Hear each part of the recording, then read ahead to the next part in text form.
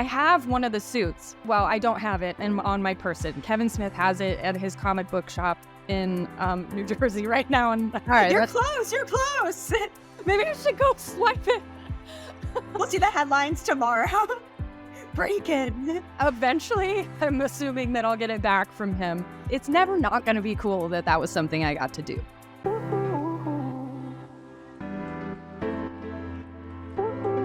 Hello, everyone, and welcome to the UnWrapped podcast. I'm your host, Emily Vogel, and of course, we are here with the amazing Andy Ortiz. Hello. Hi, Andy. How are you? I'm sleepy. I'm very sleepy. I just had lunch, and I had, like an adult does, I had mac and cheese and chicken nuggets, and I am very full, so I am ready for nap time, and it is a work day, so I can't go take a nap, and it's killing me a little bit. So I'm sluggish. I'm just sort of vibing on my mac and nugs, and I'm sleepy. How are you doing? I'm good. I know. I feel like when you're a child, you don't realize like how good you have it when you have nap time. And then, as an adult, you're like, wow, if only I really, didn't take it for granted. Dude, not even when you're like a kid, even when you're like in college. I got to college and like the not having a full day of classes thing, people were like, oh my God, you can nap. And I was like, naps are for the week. And I made about a week into college before I was like, I was really, really incorrect on that one. Naps are a godsend. So to any children listening, first of all, what are you doing? You really shouldn't be listening to this podcast. We love that you're here, but maybe we're going to, but also take naps. I advocate for naps for everybody because they are truly just the greatest thing. I'm so sleepy. Well,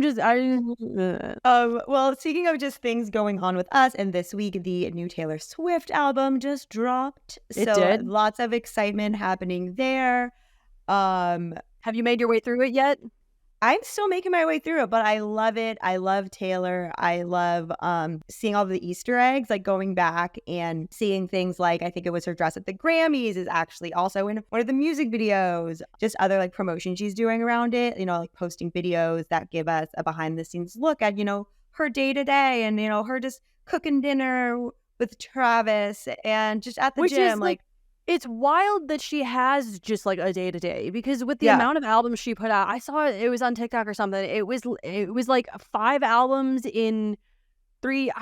The timing it's a lot of albums in not a lot of years. And I just don't know when she has free time to do things. Like, I respect it, but I hope that she's sleeping. Honestly, I hope that she gets a nap every once in a while because she's just doing the absolute most. I haven't made, and it's a double album. That's what I want to say. I haven't made my way through it yet. Because it's a double album. Like, it's absolutely insane that she was like, oh, surprise, here's a whole other, like, thing. I'm also just, like, woefully behind on music. And when I say woefully behind, I do mean that, like, when I put on my Spotify, I'm listening to playlists that I made, like, 7 years ago.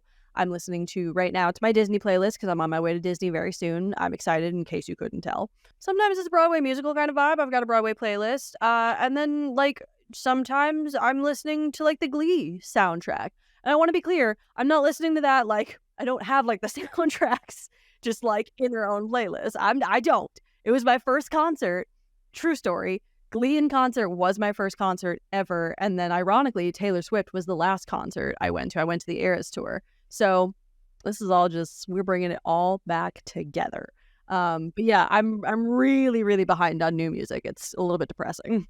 I feel like lately I've just been getting so much of the music that like I listen to from just watching shows and movies. And like, I'm the kind of person where it's like, I will find one song and then I will listen to that one song until I get sick of it. And then I'll go look for the new song I want to listen to on repeat. Yes. And lately, it's been like on like in shows and movies where I just have the Shazam out. But even if it's like, sometimes it's a new song, sometimes it's an old song. And our guest today, funnily enough, because as you mentioned, Glee and her new show, I got so many songs that I'm obsessed with right now from that show. And they're oldies, but they are goodies.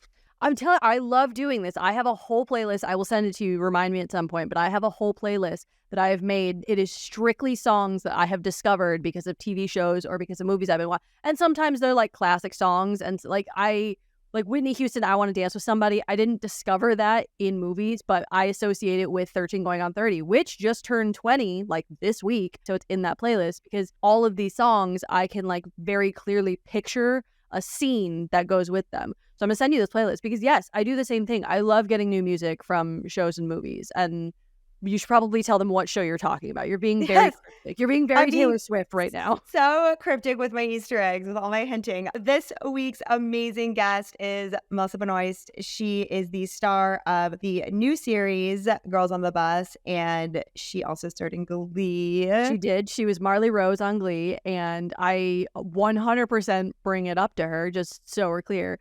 And also, obviously, she starred as Supergirl on the CW, and she was incredible.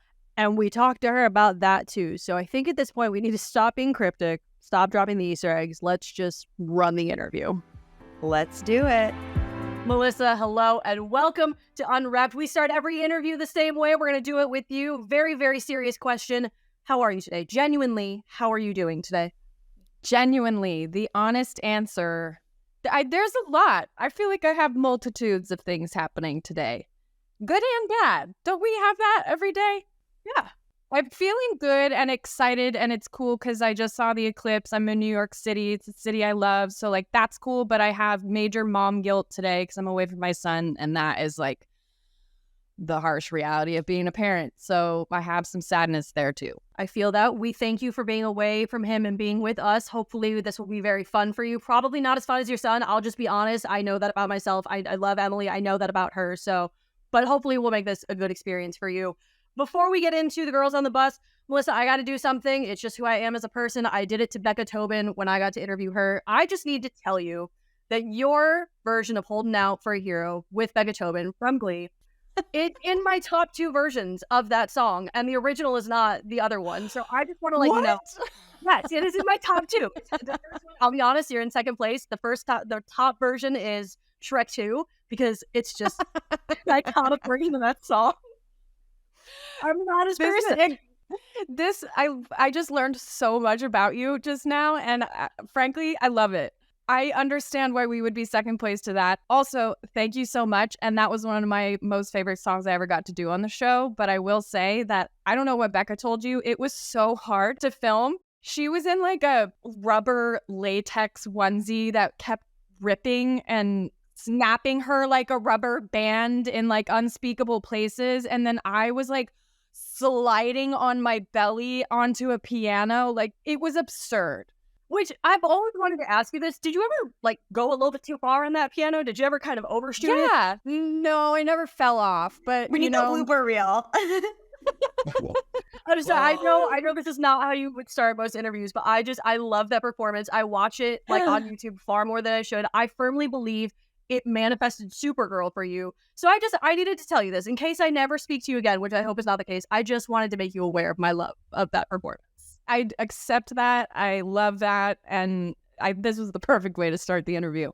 Let's go. And also, listen, here's the thing. I'm good at my job, so I'm going to connect it, right? Because y'all did karaoke on Girls on the Bus, and you didn't sing. And I'm going to be honest, I'm a little bit mad about it. What happened there? There was a conversation, many conversations actually, and they were like, everyone, the showrunner, Rena Mamoon and Amy Chozick were like, what do you think Sadie would sing? And I think it's my fault because I was like, I don't know if she does. I know, because obviously Glee was Glee, and then we did a karaoke on Supergirl, and that was an event, and it was always so fun, but I don't know if Sadie would get up there. And I could not for the life of me think of Sadie's song, like what her karaoke song would be. It'd be something 70s and weird and obscure. You have to have the right song. So I think that is a fair reason at the end of the day. I feel like one of my go-to questions, and I really, this is how I judge if I'm going to like someone or not, is like what your go-to karaoke song is. Wait, what is yours? It's a great question. Yeah, what is yours? Mine actually changes constantly. Most recently, it was like Spice Girls. Tell me what you want, that was my singing. And lately I've been like Country Road. Oh, that's really a good gets one. The crowd going. Really gets the crowd going. Yeah, that's like a good sort of kumbaya type. Everyone's like, right, everyone's all right, so wait, hang on. Now we're down this road. Now we're down the tangent. Melissa, what is your current karaoke song? It's weird. It's not just a current, it's a constant. And you'd be surprised that every karaoke bar has it, and it's never-ending story. I knew this about you. I've watched enough interviews. I should have remembered that. It's a banger, though. It is a banger, and I get it. Okay. Yeah, and you know what? You're guaranteed to stop the entire karaoke bar when you sing that song. Please come to Chicago and karaoke with me. I've never been to karaoke. Honestly, no one's ever asked me, which is probably for the best. I can't sing a lick, but like I've never gotten to go, and it's really upsetting. So really? Yeah. I will go to karaoke with you anytime I'm in Chicago. Oh, all right. I'm done with this interview now. That's all I needed. So since you're in New York, I don't know if you've been, you have to check out Duplex. It's not a karaoke bar. It's a gay piano bar, and it is the most amazing thing ever. And you can sign up to sing, or you can request songs and sing along, and it is the most happiest place. It's like when you're younger, you go to Ellen. It's the one downtown, right? And there are like legends of Alan Cumming and Emma Stone singing there. Is this the one? Yes, I think so. Yeah. I think so. It's like when you're younger, you go to Ellen's Stardust Diner, and then here you see everyone like on Broadway get drunk with you and sing. It's amazing. I gotta go. Gotta do it. This took a crazy turn. You know what? And we're not even done. We're really not even done, because my first true and honest girls on the bus question for you, Melissa, if you had to pick 3 people in your life to be stuck on a bus with for an entire campaign trail, who would they be? I'm gonna give an answer that it's probably not gonna sound like it's the honest truth, but it is the honest truth. And I would pick the 3 women that I was on the bus with making the show.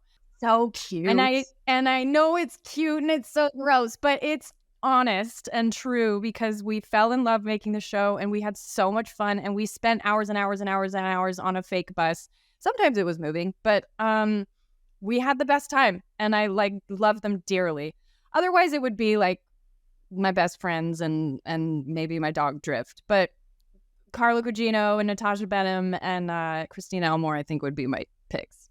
It's like the new MySpace top 8. It's like who would be on your campaign bus? I like MySpace throwback. So in the show, obviously the girls are on the bus. They're always on the move, always on the road. And with summer coming up, so many people have travel plans, are getting ready for traveling. I know that when I'm traveling, my mental health kind of goes awry when I'm not on my routine. So I'm curious how you take care of your mental health when you are traveling, or if you have any tips. Oh, well, these days it's sort of impossible for me to, because when I travel now, I have a 3.5-year-old little maniac who I'm more concerned about his mental health, and it's pretty disrupting for him. So I don't know, just slowing down helps me. But now, I'm traveling now and I'm by myself. I'm not with my family. And I got a facial today, and I got to say it was glorious. It was really glorious. With a child, like, do you start conversations around mental health, or how does that go? Or do you just let them do their thing, or how does that work? Because I know your husband also has his mental health platform. So I'm curious how that conversations go in the house. The 2 of us are so focused on that, because I don't think either of us grew. I mean, it was a different time when we were coming of age, the 80s and 90s. Like, I didn't ever feel like or realize that my feelings weren't ever validated until I was in therapy later as an adult. So that is something that we're constantly trying to make sure. Maybe we go overboard sometimes. Who knows? We'll see when he's an adult what he says about us. But we are always really conscious of saying, like, it's okay that you feel this way. It's okay that you're sad. It's okay that you're angry. You can't take it out this way. You can take it out this way. If you want to go throw ice cubes at the wall, if you're mad, go do that. But like, don't do that. So it is a constant conversation, and not so outright with him, because I don't know if that's appropriate for his age, but like if he would understand it. But he definitely knows that feelings are okay, and that it's okay to cry, and that it's okay to be upset. That's really cool. I feel like in therapy, a lot of the reasons too, like I continue to go to therapy, is that so when I have kids, like I can learn healthy tools. Because the way I talk to myself, the negative self-talk, I would never want to talk to another person like that, or a child like that. So trying to learn, I think, is really important. And I know, again, you've been open about your mental health. You've been open about your own anxiety. So when you are traveling, and when you do have a moment to yourself on the day-to-day, how are you, checking in, taking care of your mental health? I mean, I try to meditate, but that's easier said than done. Something that I do force myself to do weekly, if I can, is I'm really into pottery and ceramics. And if I really highly recommend it for anyone that doesn't mind getting messy, because it is a very messy arts and craft. Putting your hand on, like, I'm going to sound so cliche and Los Angeles right now, but like putting your hand on earth, your hands on earth, and like getting your hands all messy with clay, even if, and there's no means to an end for me with this as a hobby. Like, I love being creative, but I don't care if I mess up a piece. So that's something that really, really centers me. I mean, literally, I'm centering clay on a wheel. That really works for me. And I try to journal, but it's hard day in, day out to keep up, I'm sure. Do you guys have that experience too? It's like, it feels near to impossible to me sometimes to check in daily. Yeah, I love to like how even in the show, work-life balance, there's no such thing. Sometimes you have good days, sometimes you have bad days. And I feel like that really resonated and helped me understand, because sometimes it's like, I gotta have balance, or I have to check in, or I have to feel like everything's okay. And, sometimes, again, like how you told yourself, like sometimes you can cry and sometimes you can be upset, and it's okay to not be okay. Yeah, sometimes you have to go through that to appreciate the times when you are feeling joy and centered and balanced. What were you gonna say? Oh, I was just gonna say that, like, I still have to go through this in therapy, because I when I'm feeling negative emotions, I hate it. I get angry a lot, and so I started boxing, because arts and crafts, I'm a perfectionist, and I can't, if it's not done right, it stresses me out so badly, and that's not healthy. And so it's just not like my coping mechanism. However, pottery and clay, it's like Play-Doh for adults, so I do think it sounds fun. So I started boxing. And that was my thing with my therapist. We always, like, when I'm telling her, I'm like, I'm angry and I don't want to be. And she's like, you're allowed to just feel it. Like, it's okay to feel these things, and you can just sit in it and experience it. You don't have to dismiss it. And I was like, that doesn't feel correct though. So how do we do this?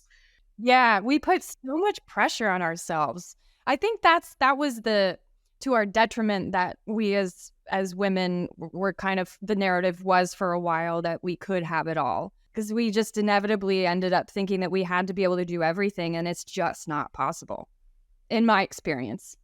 Emily, you mentioned balance, and I just came across a quote. Ironically, I was playing Spider-Man 2, the video game, the PS5, because that's also how I decompress. And there's a quote in it, and she says, balance is not a destination, it is a process. And I just had to sit. I was like, this is a video game. Why are you giving me real lessons? This isn't weird. Remember that when you're thinking about your mouth. That's what I would. Like, mic drop. That is beautiful. Yeah, in the most unexpected place. Yeah, true. Well, I mean, listen, it's Spider-Man's Aunt May. Aunt May and Uncle Ben are always going to have the best advice. So unexpected, yes and no. But Melissa, I do want to ask you. We did, you mentioned Carla Gugino very briefly. I want to mention her very prolongedly, because she's just a legend. She's incredible. And she really, like, your characters have this mentor-mentee relationship on the show, which was so fun to watch. I love the dynamic between you two. I would love to know what, like, you as Melissa learned from Carla, because she's done so many things. She's a legend in their craft. So what did you learn from her, whether it be in acting, in life? What did you take from her? I could wax on poetic about Carla Gugino for hours as well. I love to talk about her prolongedly. I can't really enumerate the amount of things that I learned from her, because she is so... Me and Natasha and Christina just call her a goddess all the time.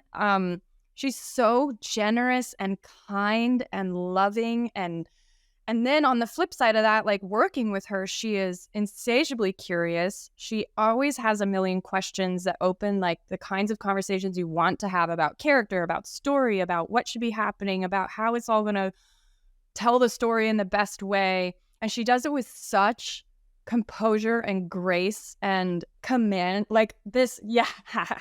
But she still, like, commands this presence and respect of everyone because of how she carries herself. Like, we all just got along so well, but having her as an example was so invaluable. And I mean, she's stuck with me forever now because I'm just going to follow her, even if she doesn't want to be my friend. Good. You got to say, Melissa. That's like my relationship with Andy. I'm just like, I'm following you everywhere, Andy. Sorry about it. I'm ready. Let's go. I love that.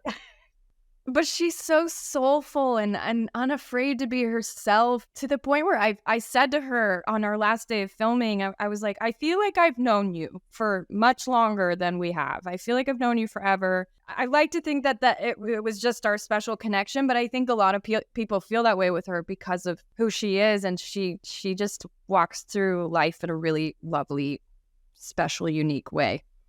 There's something really like innately soothing about her presence, because I got to speak to her as well on the press day for Girls on the Bus, and there's just something like, even entering a virtual room with her, I was like, hey, this is good. Yeah. This is good. Yeah. Yeah, she does that. And she does that on set too, at work. It just creates like this safe, amazing environment to create in. Well, in addition to Carla, I am very curious to know, tell me about your mentors in real life. Do you have any? I had 2 really formative adults in my childhood that are still a part of my life now, that they were the creators. They ran this children's dance and theater school in Colorado that I grew up at. I literally grew up, like when I wasn't in school, that's where I was. And we did like really, really cheesy children's theater, but my God, it was like my entire life. It was what I lived, ate and breathed. So, like, that was everything. So those 2 are like found family and still are so such big presence in my life. And then, I'd say Greg Berlanti is also a mentor. I don't know if he realizes that, but I think of him that way. He sets such a great example in the way that he runs his company and how he conducts himself as an artist and a producer. And he's so kind and just like a heart of gold. And that in his position, you don't often see that. So I feel really fortunate that I've been able to have the relationship that I have with him as well. Speaking of, obviously the show does a great job of showing female relationships, navigating female relationships, but they also do a really good job of using the platform to tell audiences stories about the world. And I think that's a huge responsibility of Hollywood. And I think Greg does a great job of this as well. And one of the stories that is highlighted in this is your story with abortion and the topic of abortion. And I'm curious, can you talk about the importance of including that storyline and what you hope audiences take away from it? Well, I think what was unique about the way we were able to tell the story was that we had a woman who was traveling across state lines in a post-Dobbs world where she didn't know what the laws were in any state that she was in. And she was trying to find and navigate her way to the correct form of care. And it's difficult.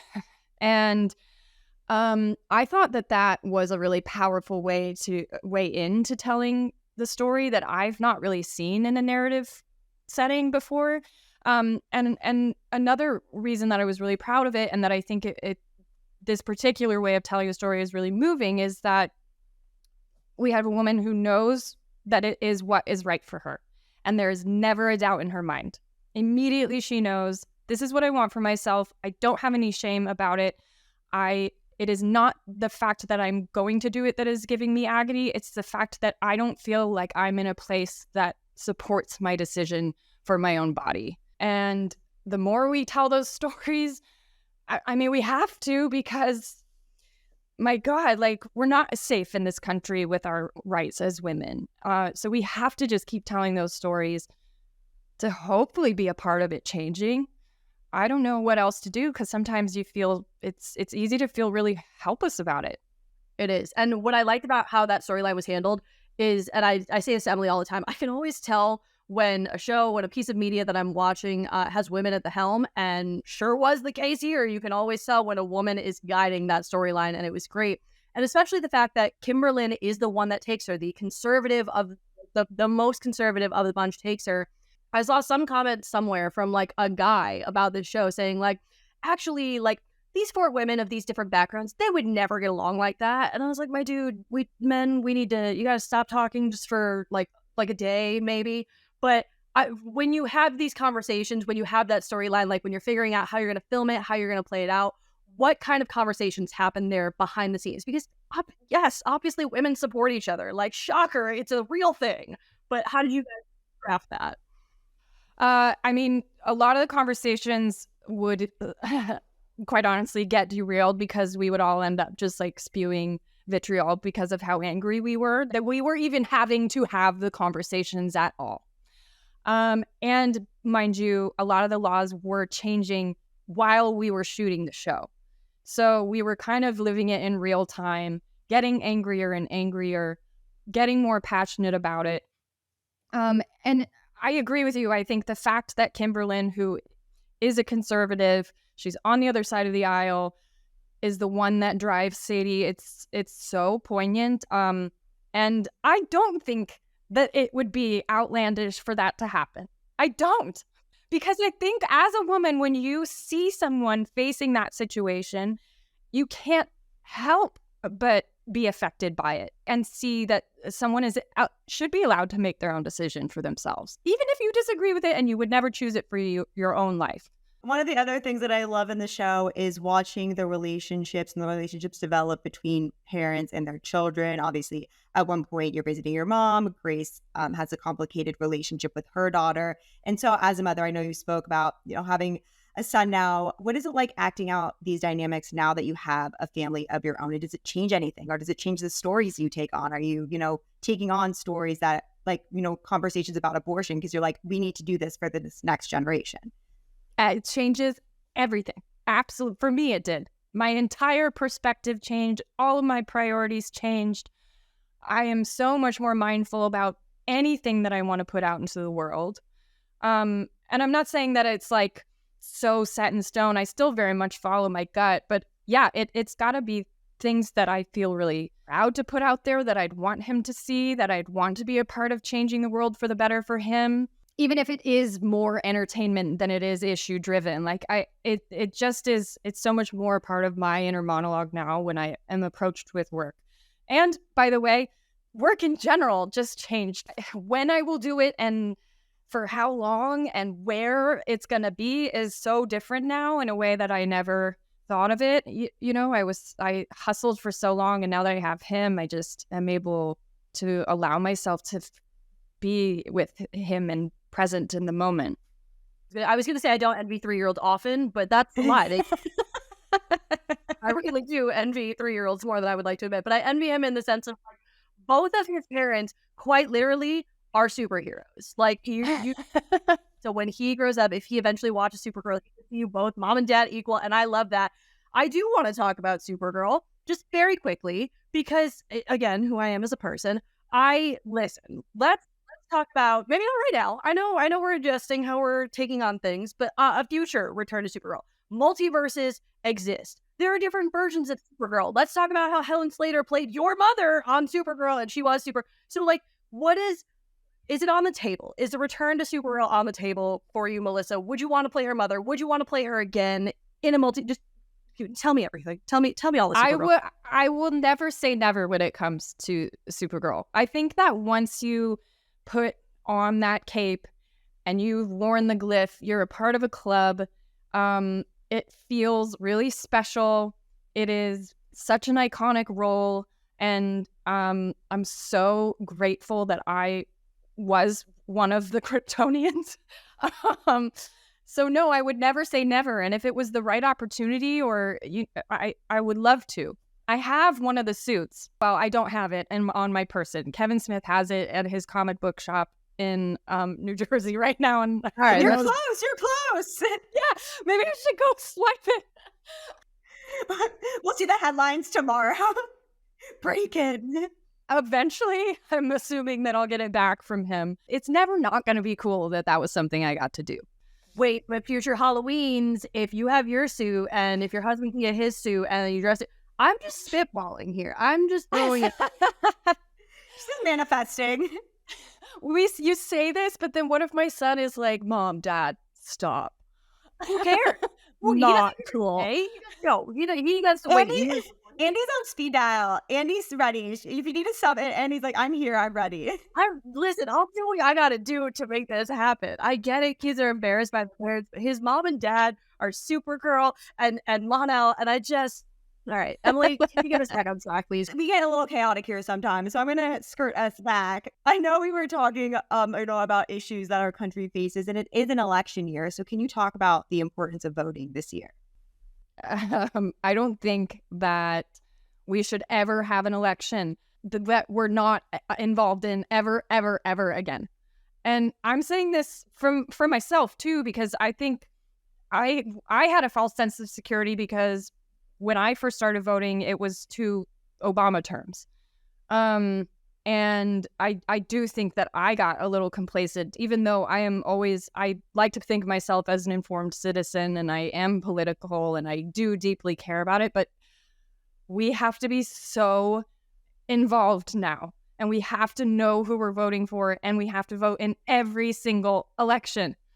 It is so important. Tell me how you really feel, though, Melissa. I'm really not getting how you truly feel about this one. I don't think I really, as a young person, I don't think I realized how important even like the state legislation is. Like it's work to learn about it and to keep yourself informed, but it's so important. Yeah, I feel like even like the small elections is important. I feel like a lot of people I talk to as well are like, I don't know, so I'm just not going to vote. But it's like, vote, do something. Yeah.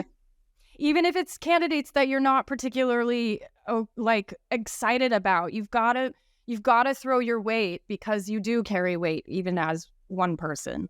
No, but you're totally right. It is work, and I will say, shout out to Chicago. That's where I'm at. They have like there's an organization, and for the life of me, I can't remember their name, of course. But they come up with a whole PDF every election, even for the small elections, and they say, okay, here are all of your like judges candidates, and here and it's the small elections, and they give you a whole rundown. And it was so helpful for me to like really, because like these are names that I've never heard of in my life. I don't know who you are. I don't know what you're running for, but yeah, let's read up on what decisions you made, and it's been really helpful. So yes, get informed is very much a thing that we need to do. Funny enough, sadly enough, Melissa, that is our time with you, and thank you. So yeah, I know it was a fun No way. Yeah, that went by like just flies when you're having fun. That makes me feel great. That makes us feel great. Sorry, Emily, I'm still in Supergirl brain. I really, really am, and I'm just excited. But Melissa, truly and honestly, thank you for joining us today, for being so generous with your time, for giving us Girls on the Bus. I want to know what you're going to do next. Get back on stage, write more books. What is next? I just want to know, and I know that you can't tell me is the thing. Hopefully we'll be talking to you soon, and hopefully you'll be in your suit. Oh my gosh. You know what? This is a promise that if we get to do this again, I'll wear the suit. If I'm able to get it from Kevin Smith. I just watched you rethink that promise in real time, but you already committed to it. And I love that for us because now we have the evidence, and we're just going to stop the recording right here. Melissa Benoist, thank you so much. Thank you. Thank you, guys. I want it on record. Melissa made us a lot of promises in that interview. She promised that she would wear the suit when we talk to her again someday. She promised, more importantly, that she would come to Chicago and sing karaoke with me, which is funny because, like, I mentioned that I haven't ever done karaoke. I've never, like, been invited to do karaoke. I do have a karaoke song, though, and it is Prince Ali from Aladdin. I crush that song. I'm not lying to you, and I think that you laughing means that you know that I'm not lying to you, but that is my karaoke song. Prince Ali from Aladdin, banger. I don't know if any places would actually have it, but just so we're clear, if you ever go to karaoke with me, that's what I'm going to sing first. Or me and my best friend have duetted at, like, when we're, like, hanging out and, like, at her bachelorette party, we did, like, karaoke just within the group, like, at the Airbnb we were staying at. Her and I will duet I Just Can't Wait to Be King from Lion King, and I play Zazu. I'm very good at the Disney hits. That's amazing. Does anyone have video footage of that? Because I think I need to see it. No, I'm very certain of that. I'm also now thinking, Andy, we need to figure out our duet karaoke song. So start, thinking of options. I'll think. And I need to think of a Disney karaoke song for me in the meantime as well. I'm telling you, Disney songs are one of those things that like it unites people. If it's on the list, people probably know it. If it's from like one of the big ones, right? Like some of the newer stuff, maybe not so. But I guarantee if you were to break out like Under the Sea at your next karaoke night, banger, whole room would be singing, 100% guaranteed. And if I'm wrong, then I will buy you a round of drinks. Try it. Deal. Feel free to message us with your other karaoke suggestions, anyone listening, and we will be sure to perform them, hopefully with Melissa in Chicago. And yes, I was going to say, when you say we, I'm going to let her take the reins on that because she is a true singer. And the thing is, like, I'm not lying. Guys, if you want, I said this to Becca Tobin. I told her the same thing about Holding Out for a Hero. You can find that clip on my TikTok at Really Andy. I promise you, I bring this up as often as I can. It is a winner. Thank you all so much for joining us on this episode of UnWrapped. As Andy mentioned, you can check her out on TikTok and Instagram and watch those videos. Andy, I'll let you put in your handles really quick. I was going to say, because on TikTok, I am at Really Andy. On Instagram, I'm at Really_Andy. There is an underscore between the words there. And then you can follow me at Instagram and on TikTok at Emily Vogel, please. And also check us out at Wrap Women on Instagram and at The Wrap Women on Twitter. Thank you so much. Have a good one.